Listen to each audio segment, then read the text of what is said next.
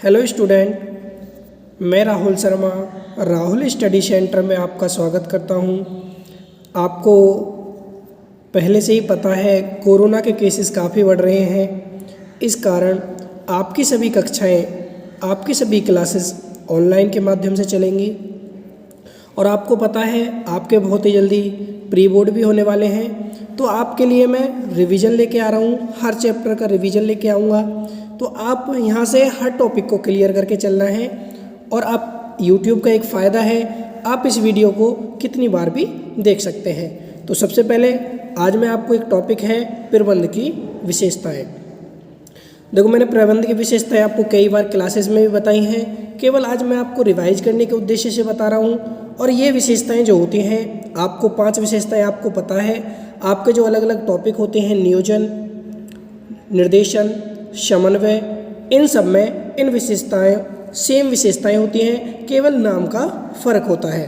तो देखो, आज मैं आपको बता रहा हूँ प्रबंध की 5 विशेषताएं। तो देखो, सबसे पहला विशेषता होती है प्रबंध एक उद्देश्यपूर्ण प्रक्रिया है। ये आपको पता है, जब आप कोई मैनेजमेंट करते हो, कोई आप जब प्रबंध बनाते हो, जब कोई आप प्लानिंग करते हो, योजना बनाते हो, तो कुछ ना कुछ उद्देश्य ज़रूर होता होगा। अगर आप पढ़ाई कर रहे हो तो पढ़ाई करते हुए भी तो आपको कुछ ना कुछ उद्देश्य है।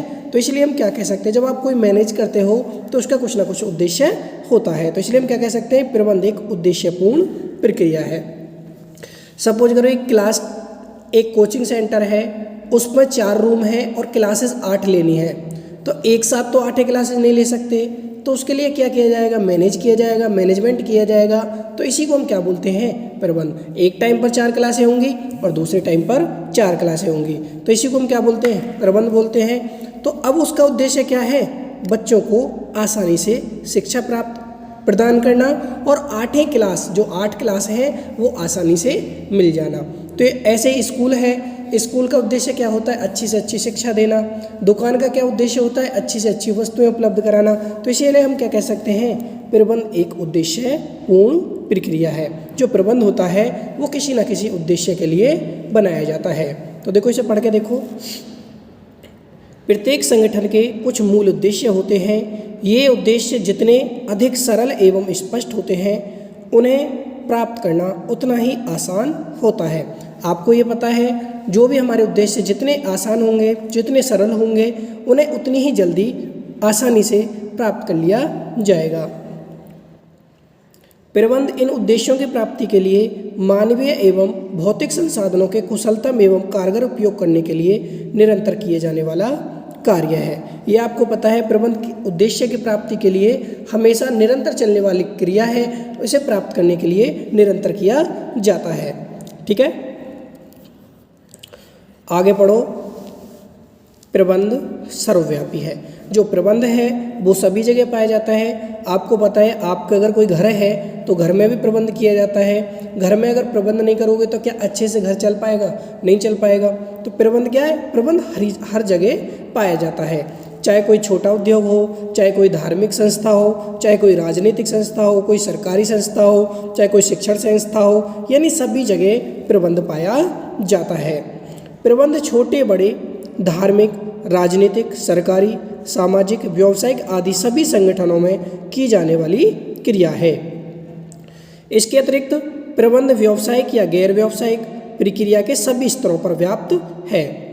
यह संस्था के उच्च प्रबंधकों, मध्य वर्गीय प्रबंधकों तथा पर्यवेक्षक प्रबंधकों सभी के द्वारा की जाने वाली क्रिया है। इसलिए हम क्या कह सकते हैं, प्रबंध सर्वव्यापी है, यानी सभी प्रबंधकों द्वारा, चाहे कोई उच्च प्रबंधक हो। आपको मैंने बताया था 3 वर्ग होते हैं, 3 स्तर होते हैं, उच्च स्तर, मध्य स्तर और निम्न स्तर। टॉप मैनेजमेंट, मिडिल मैनेजमेंट और सुपरवाइजरी मैनेजमेंट। तो सभी जगह आपको पता है प्रबंध पाया जाता है। किसी भी प्रबंध के बिना या बिना किसी प्लान के, बिना किसी नियोजन के किसी कार्य को या किसी लक्ष्य को प्राप्त करना आसान नहीं होता है। तो इसलिए हम क्या कह सकते हैं, प्रबंध सर्वव्यापी है। क्लियर, दोनों पॉइंट क्लियर है। प्रबंध एक उद्देश्यपूर्ण प्रक्रिया है और प्रबंध सर्वव्यापी है। थर्ड पॉइंट है, प्रबंध बहुआयामी है। आपको बहुआयामी की वर्ड से ही पता चल रहा है, प्रबंध के बहुत सारे तरीके होते हैं। यानी आपको पता है अगर जो मैनेजमेंट होता है, अगर आपके विद्यालय में जो मैनेजमेंट हो रहा है क्या दूसरे स्कूल में भी वही मैनेजमेंट हो रहा होगा? ऐसा तो ज़रूरी नहीं है। आपके यहाँ अलग मैनेजमेंट हो रहा है और दूसरे व्यक्ति के यहाँ कुछ अलग मैनेजमेंट हो रहा है। तो इसलिए हम क्या कह सकते हैं, प्रबंध बहुआयामी होता है, इसके तरीके बहुत होते हैं। तो प्रबंध के जो तरीके होते हैं उनमें निम्न 3 क्रियाएं शामिल होती हैं। पहला होता है कार्य का प्रबंध। पहले आपको क्या करना पड़ता है, मैनेजमेंट ऑफ वर्क, कार्य का प्रबंध करना पड़ता है। सेकंड आपको क्या करना पड़ता है, लोगों का प्रबंध, मैनेजमेंट ऑफ पीपल्स, यानी जो व्यक्ति होते हैं, जो लोग होते हैं उनका प्रबंध करना होता है। और लास्ट क्या होता है, परिचालन का प्रबंध, मैनेजमेंट ऑफ ऑपरेशन। क्लियर, तीनों पॉइंट क्लियर।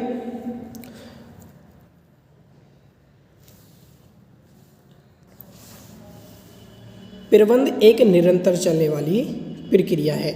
ये आपको पता है, अगर आपने कभी एक प्लानिंग बनाई है, एक आपने योजना बनाई है, ऐसा तो नहीं है एक बार किसी कार्य के लिए योजना बना ली उसके बाद आपको योजना नहीं बनानी, वो कार्य जिंदगी भर के लिए खत्म हो गया। एक कार्य खत्म हुआ है तो दूसरे कार्य के लिए बनाओगे, दूसरा कार्य खत्म हुआ है तो तीसरे कार्य के लिए बनाओगे।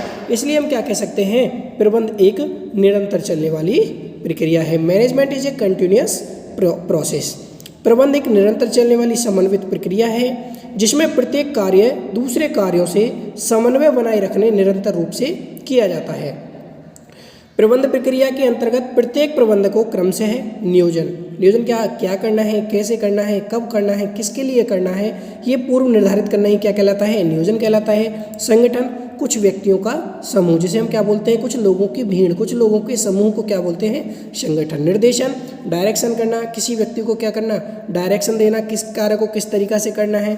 और लास्ट होता है नियंत्रण के कार्य करने पड़ते हैं, यानी कंट्रोल करने के, उनके जो कार्य किया है उसकी जांच करने का कार्य करना पड़ता है। अतः इसमें कार्यों की श्रृंखला समन्वित एक निरंतर सक्रिय रहती है। इसलिए हम क्या कह सकते हैं, प्रबंध एक निरंतर चलने वाली प्रक्रिया है।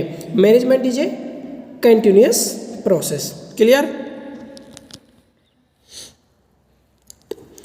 4 हेडिंग आपकी क्लियर हो गए होंगी। प्रबंध एक सामूहिक क्रिया है, इसको भी आप कर सकते हो। फिर इसे पढ़ो, प्रबंध एक गतिशील कार्य है।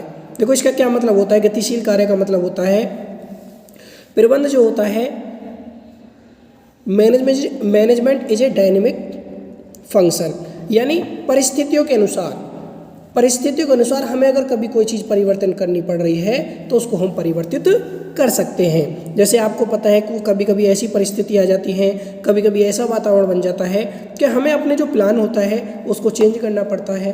तो इसमें सहायता कौन करता है, मैनेजमेंट करता है। प्रबंध एक गतिशील कार्य है, यानी इसको परिस्थितियों के अनुसार कभी भी परिवर्तित किया जा सकता है। तो देखो इसे पढ़ के, प्रबंध कार्य संस्था के अंदर एवं बाहर के वातावरण से प्रभावित होता है तथा उसे प्रभावित भी करता है।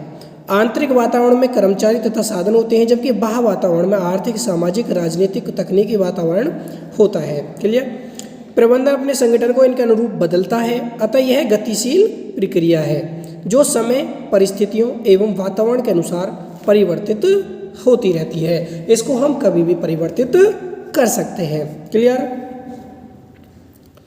आगे 7 पॉइंट है, प्रबंध एक अमूर्त शक्ति है। अमूर्त का मतलब होता है एक अदृश्य शक्ति है। तो देखो अदृश्य का मतलब होता है ना तो इसे कभी देखा जा सकता है, न ही इसे छुआ जा सकता है। तो इसलिए हम क्या कह सकते हैं, प्रबंध एक अमूर्त शक्ति है। Management is an intangible power, यानी ना तो इसे कभी छुआ जा सकता है ना ही कभी इसे देखा जा सकता है। तो इसलिए हम क्या कह सकते हैं, प्रबंध एक अमूर्त शक्ति है। जैसे गुडविल होती है, किसी के व्यक्ति की कितनी गुडविल है, किस दुकान की कितनी गुडविल है, किस स्कूल की कितनी गुडविल है, क्या कभी गुडविल को देखा जा सकता है या मापा जा सकता है, नहीं मापा जा सकता। तो इसलिए हम क्या कह सकते हैं, गुडविल क्या होती है, एक अमूर्त होती है, इंटेंजिबल होती है। उसी प्रकार जो प्रबंध होता है ना तो प्रबंध को देखा जा सकता है और न ही उसे छुआ जा सकता है। तो इसको भी हम क्या कह सकते हैं, प्रबंध एक अमूर्त शक्ति है। क्लियर, आपको पता है आपके बहुत जल्दी एग्जाम होने वाले हैं, तो अपनी तैयारी को ना छोड़ें, लगातार तैयारी करते रहें। और मेरे पास इनको जो भी आप टॉपिक पढ़ रहे हो, अगर कोई डाउट आता है उसको कभी भी डाउट को पूछ सकते हो। सभी को मेरा नंबर पता है, आप अपना डाउट कभी भी मुझसे पूछ सकते हो। क्लियर।